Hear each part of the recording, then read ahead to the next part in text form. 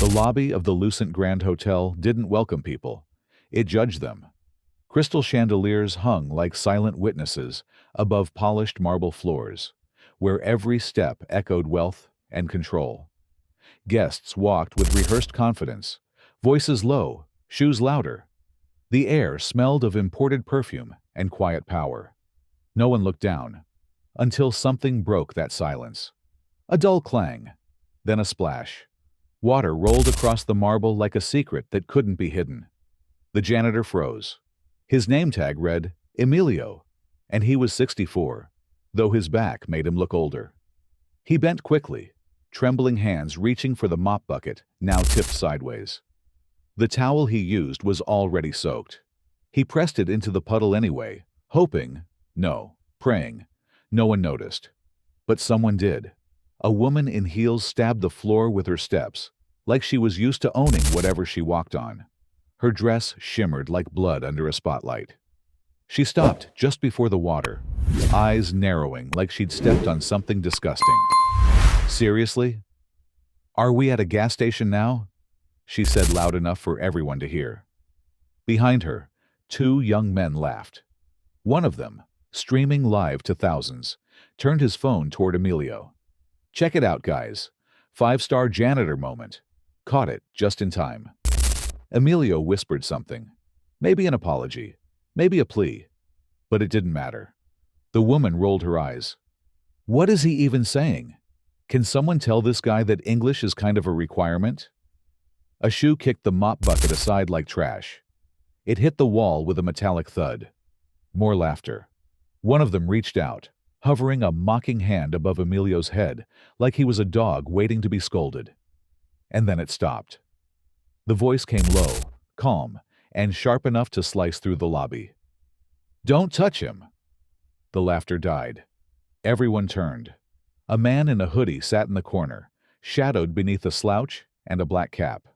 He had been there the whole time, unmoving, unnoticed. A half-drunk cup of coffee sat between his fingers, steam curling into nothingness. He didn't raise his voice. He didn't need to. The hand in the air froze. "Put it down," the man said again, slower this time. The kind of slow that made you think twice before speaking. The one holding the phone squinted, trying to place him. "Who even are you? Hotel staff? Security in disguise?" But the man didn't respond. He stood. It wasn't dramatic. No fast movement, no angry words. Just the quiet scrape of a wooden chair against marble. Yet somehow, the entire atmosphere changed. Even the air felt heavier. The woman in the red dress shifted her stance. The men stopped filming. Emilio looked up, eyes wide with confusion and fear, not understanding what was happening, but knowing something just changed. The man stepped forward. Just one step. That was all it took for the room to listen. He bent down, picked up the bucket gently, and handed it back to Emilio, like he was passing him something sacred. He didn't speak. He just looked him in the eye and nodded. Not out of pity, but respect. And that's when the front desk doors opened. A woman stepped in like she owned the oxygen. Clipboard tucked under one arm, hair sharp as her eyes, heels echoing like orders. Her voice cut clean through the tension. "What's going on here?" Her name was Sylvia Moreau, corporate relations, trained to smile with her mouth and threaten with her tone. She scanned the room, scanned the puddle, and then locked eyes on Emilio like he was a spilled drink.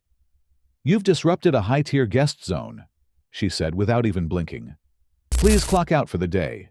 HR will contact you." Emilio's mouth opened, but nothing came out. The woman turned to her assistant. "Deactivate his access." No one clapped, but silence was louder than applause, and Keanu Reeves still hadn't said a word. The hallway leading to the staff elevators was always quiet, but today it felt hollow. Emilio's footsteps echoed like apologies on the cold floor. He didn't carry his mop. They had taken that too. Just a thin plastic badge now useless, and a dignity that felt heavier than ever before. He reached the break room, small and dim, with lockers that looked older than him. He sat on the bench in front of locker number 28, where his name, Emilio Vargas, was written in fading ink. He opened it. A paper bag lunch, an apple, a sandwich wrapped in foil, and a tiny folded note with his granddaughter's handwriting, "Don't quit, abuelo. I love you big like the sun." He held it for a long time, then slowly folded it again, like it was something breakable. He didn't cry, but his chest shook like someone trying not to. He never heard the door open. A cup of coffee was placed beside him, black, no sugar. The same way he drank it every day. He turned, and there he was, the man from the lobby. Keanu Reeves sat next to him. Not close, not far. Just enough. Still in the same hoodie. Still with that silent energy. Like he didn't come to talk, but to understand. Emilio cleared his throat. "You didn't have to follow me." Keanu didn't respond at first. Just looked at the folded note in Emilio's hand. Then softly said, "I didn't follow you. I just didn't like how they walked away." Emilio chuckled, but it didn't have joy. 30 years I've worked this place. Never late, never rude, never broke anything. And today, I spill one bucket of water, and I'm treated like I ruined the carpet at the Vatican. Keanu nodded once. They didn't fire you for spilling water. They fired you because they thought no one would care. Silence hung between them, thick like dust in an old room. I raised 2 sons and a granddaughter mopping these floors, Emilio said, his voice cracking. My wife passed 6 years ago. Cancer. I stayed because I needed the health insurance. I stayed because my granddaughter wants to be an engineer and says one day she'll rebuild this hotel with better lights. Keanu turned slightly. She sounds like she already sees clearer than most people here. Another pause. Then Emilio asked, "Why did you speak up?" Keanu looked straight ahead. "Because I've been invisible in rooms where people only notice the chandelier." Emilio looked down, trying to hold back the emotion. "They told me I embarrassed the brand." Keanu stood slowly, walked to the wall. On it was a frame, a photo of the hotel's grand opening. Beneath it, a plaque read, "We rise by lifting others." He read it aloud. They framed the quote, then fired the only man who lived it. A slow breath. No anger, just disappointment. Keanu turned back toward Emilio and said, "Come back with me." Not to clean, just to stand. Emilio blinked. What for? Keanu held the elevator door open. Because it's time someone else cleans up. The old man didn't fully understand, but something in Keanu's eyes said, "Trust me." And so, he stood. And the two of them, one who mopped floors for decades, and one who people only recognized when he was on a screen, walked out of that hallway, side by side. No words. But everything had already been said. The elevator doors opened to the executive level, a floor where silence wasn't about peace. It was about control. Polished wood walls, gold trim, and the scent of leather and arrogance. A place where no one ever spilled anything. Where no one ever imagined that someone like Emilio could belong. Except now, he did. Keanu stepped out first, calm, unreadable. Emilio followed, a step behind, hesitant but standing straighter than before. A receptionist glanced up and blinked twice, clearly unsure what she was seeing. No one brought janitors to the boardroom. Inside, Veronica Dane, the hotel's director of global guest affairs, was mid-sentence, standing at the head of a table that cost more than Emilio's yearly salary. Her fingers tapped the side of her espresso like it was a piano. Her lips moved with that trained coldness found in upper management. We must maintain the image of exclusivity. That means swift removal of unnecessary distractions. The janitor, Emilio Vargas, has been escorted off the premises. Then the doors opened, and Emilio walked in. Every head turned, every posture shifted. Veronica's smile faltered for the first time. "What is this?" Keanu didn't sit.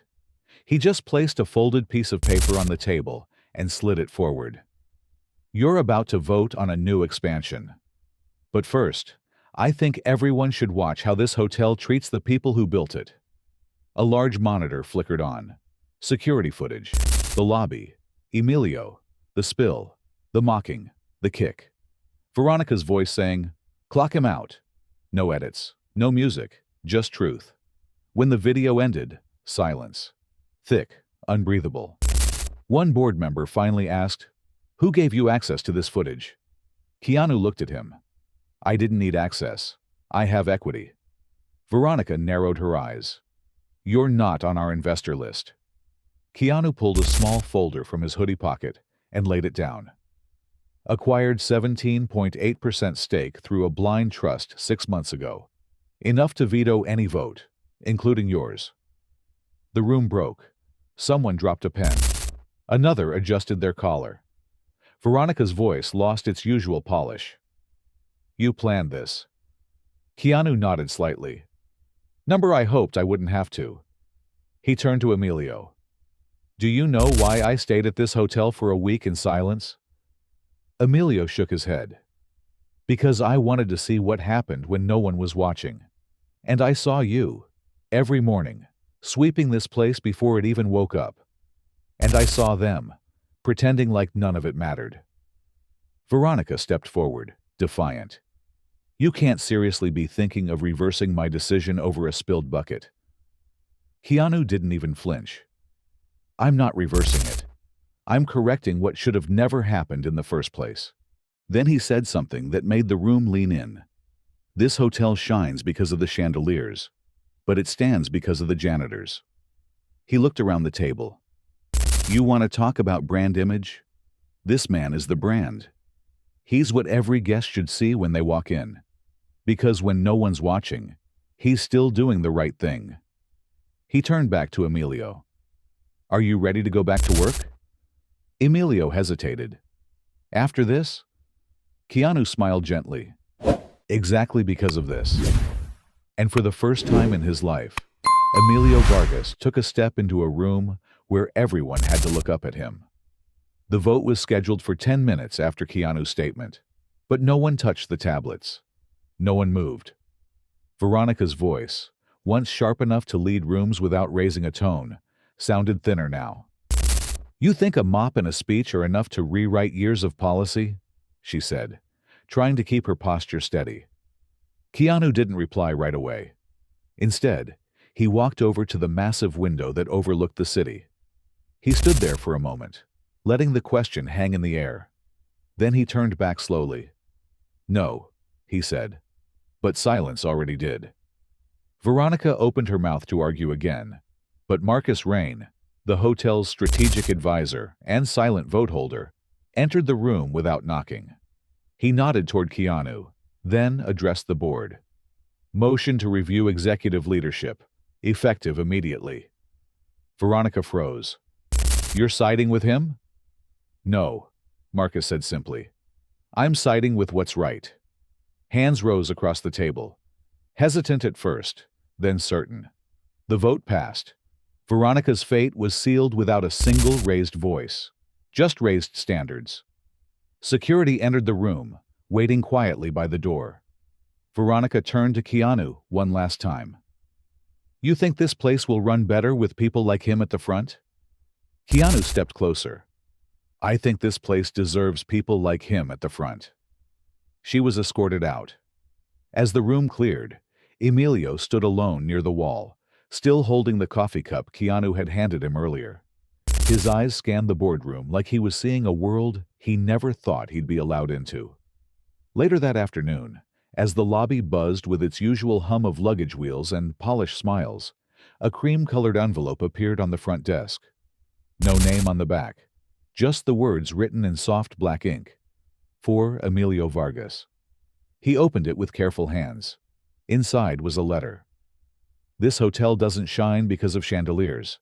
It shines because of people like you who never stop cleaning the light." KR folded beneath the letter was an official staff ID badge. New photo, updated title, supervisor of guest services and groundskeeping. Full benefits, full respect, full circle. And on the staff board, Emilio's photo wasn't in the basement anymore. It hung right beside the general manager's. Keanu left the same way he came, in silence. Hoodie zipped, bag slung over his shoulder. The concierge asked gently, "Mr. Reeves, should I let anyone know you left something?" Keanu smiled faintly. "They'll know, when it matters." As he stepped into the golden light outside, the hotel continued behind him. Same music, same guests, same shimmer, but something had shifted. Not in the walls, not in the policies, in the air, because someone who mattered had finally been seen. And now, everyone else would have to follow. You don't have to be famous to make someone feel seen. You don't need a title to protect someone's dignity.